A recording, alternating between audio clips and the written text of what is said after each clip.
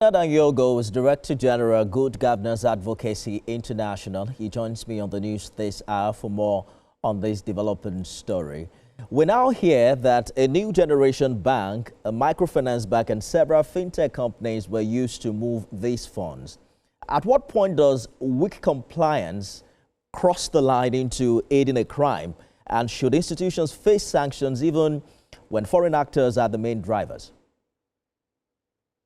Well, thank you for having me. Good evening. These are very serious financial crime, economic crime. It's not just a crime in Nigeria, it's a global crime. And so where institutions are alleged to have done some of these infractions, it calls for very serious concern.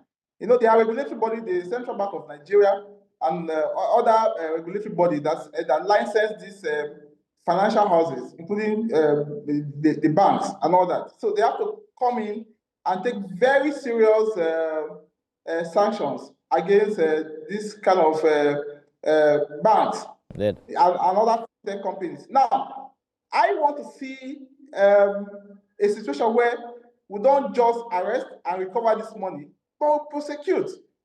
You have seen that globally, the celebrated case of Hush Puppy, that if you do the crime, you must have to do the time. Not just recovery of money or arrest, but we must collectively prosecute these offenders, because it's a very serious economic crime.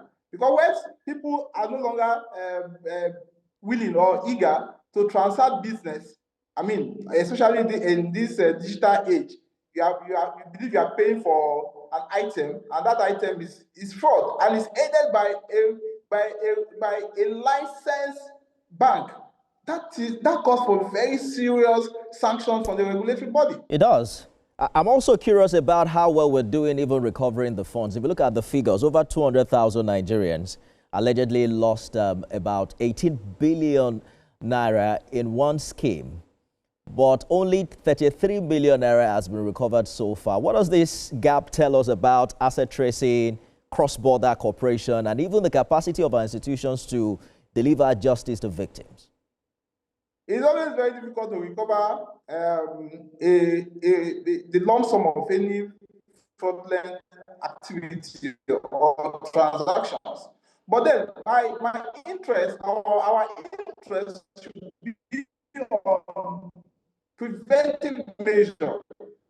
And this calls for, let me use this opportunity to call on the National Orientation Agency, even our organization, the Good Governance Advocacy International. We recently had a public lecture where we invited all the key stakeholders to say, look, if we want to make this country right, all of us have a role to play.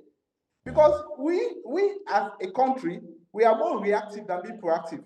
And proactive measures in governance is what makes a government respected globally. Now, how do you allow this kind of fraud to take place over time? I know it happens with other clients too, but then we must have to put those safeguards, safeguards, because, you know, I am pained because a licensed bank, I mean, a licensed commercial bank, or some of these fintechs, I mean, they are licensed, they have the regulators are there.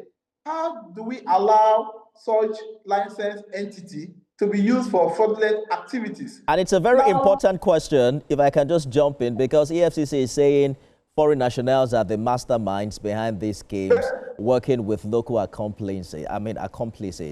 From a governor's perspective, how serious is would you say Nigeria's vulnerability is to issues like cross-border financial crime, and where are we clearly falling short in monitoring these foreign-linked digital transactions, if we can wrap it there?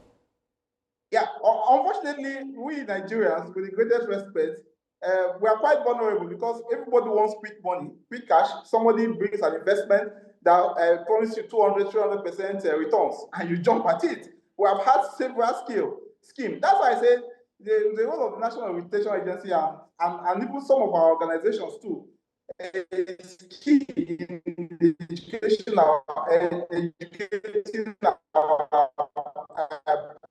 populace, because we're quite vulnerable, and that robust institutions that guard against or foresee some of these fraudulent schemes.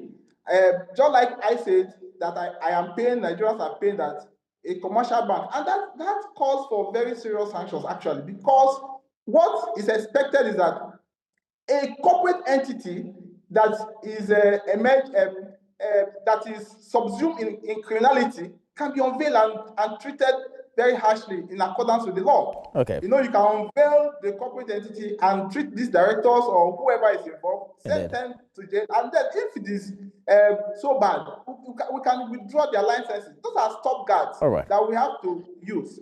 Good place to leave it. Leonard Ayogo, DG Good Governance Advocacy International. Thank you for talking to us. Thank you. It's my pleasure.